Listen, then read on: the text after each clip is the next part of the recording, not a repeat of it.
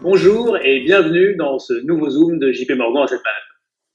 Un Zoom un peu particulier, bien évidemment, un Zoom confiné, comme nous le sommes tous. J'espère d'ailleurs que votre confinement se passe bien et que vous et vos proches vous portez bien. Mais non, ce n'est pas le confinement que nous avons choisi pour caractériser ce trimestre, mais bien la contagion. En effet, d'une épidémie initialement locale, eh bien, le phénomène s'est amplifié rapidement et a contaminé l'ensemble du globe pour toucher, à l'heure actuelle, 185 pays, 2,5 millions de personnes et faire malheureusement plus de 180 000 victimes.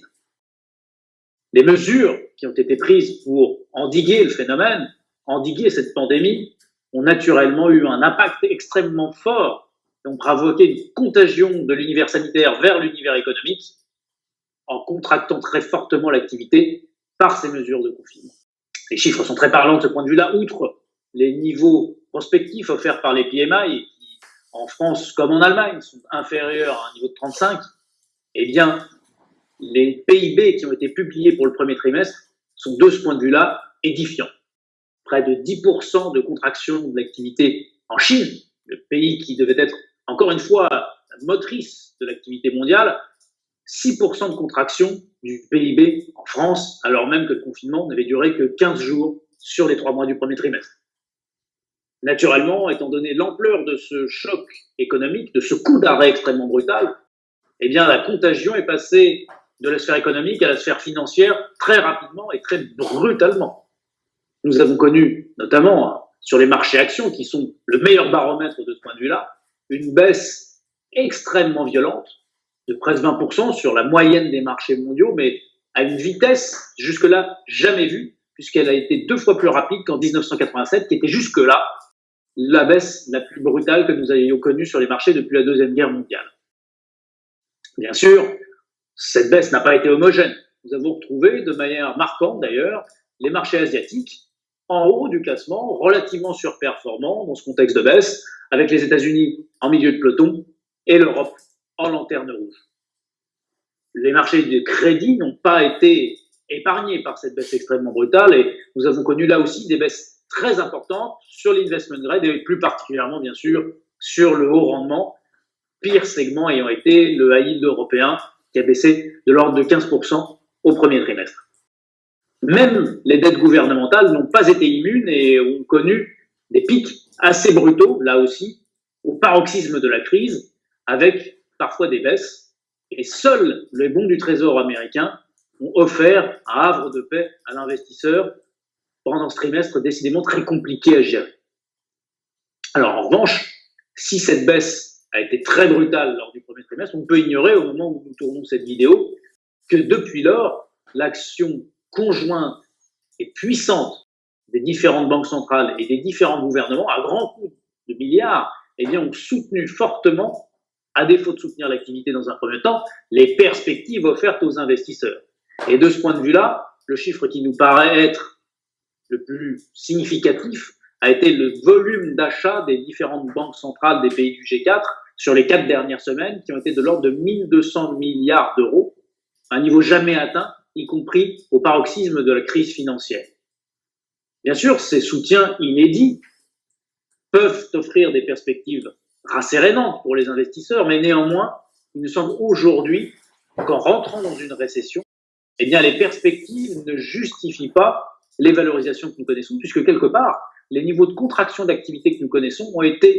n'ont pas été compensés par la baisse des marchés, et donc les multiples de valorisation, notamment sur les actions, sont plus élevés au moment où nous parlons qu'en début d'année, ce qui semble être des multiples un peu coquets pour une rentrée en récession.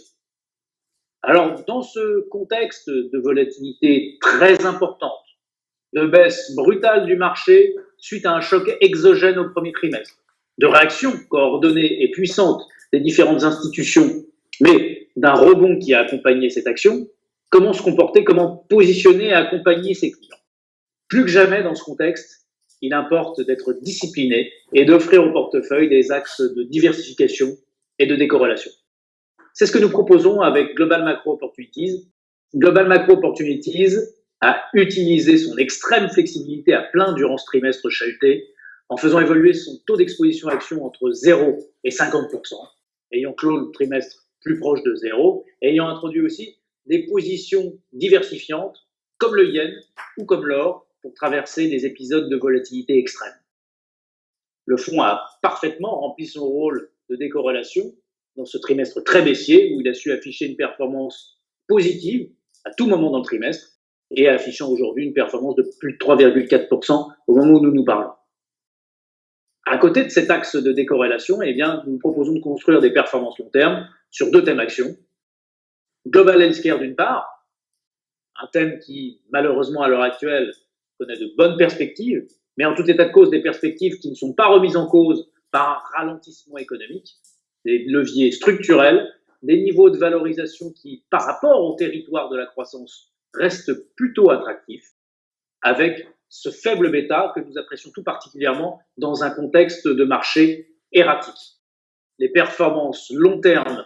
ont été au rendez-vous et les spécialistes de Global Healthcare ont su démontrer leur capacité à générer de la performance, notamment dans des contextes difficiles, comme en 2018 où le fonds a affiché une performance positive,